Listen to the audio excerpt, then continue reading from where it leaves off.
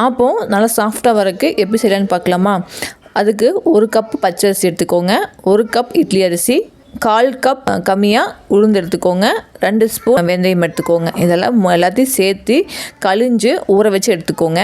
ஊற வச்சதுக்கப்புறமா நம்ம ஒரு 3 கைப்பிடி அளவு சாதம் இருக்கும் பார்த்திங்களா, அந்த சாதத்தை உள்ளே சேர்த்திட்டு நம்ம உள்ளே அரிசியை போட்டு கம்மியான குவான்டிட்டி அப்படி இருக்கிறதுனால நான் மிக்ஸி ஜாரில் போட்டிருக்கேன். நீங்கள் இல்லைன்னா நீங்கள் கிரைண்டரில் போட்டு அரைச்சி எடுத்துக்கோங்க.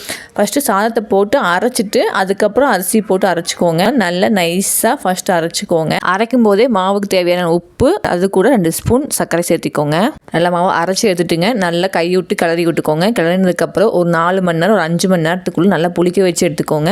நான் ஆப்பத்துக்கு அரைக்கும் போது கிளைமேட் பெங்களூரில் கிளைமேட் மாறிடுச்சு, அதனால் ஓரளவுக்கு தான் புளிச்சு வந்திருக்குதுங்க. நீங்கள் ஆப்பம் சுடுறப்ப கொஞ்சமாக தேங்காய் பால், ஒரு 1/4 கப் தேங்காய் பால் ஊற்றிட்டு சுட்டிங்க அப்படின்னா நல்லா சூப்பராக சாஃப்டாக இருக்குங்க. அப்படி இல்லைன்னா தேங்காய் கூட நீங்கள் உள்ளே போட்டு கூட வச்சுக்கலாம். நீங்கள் தேங்காய் பால் ஊற்றி பாருங்க, நல்லாயிருக்கும். ஊற்றும்போது தேங்காய் பால் ஊற்றிட்டு ஆப்பம் சுட்டிங்கன்னா சூப்பராக இருக்கும். அது தொட்டத்துக்கு தேங்காய் பால், தக்காளி சட்னி சூப்பராக இருக்குங்க. ட்ரை பண்ணி பாருங்கள்.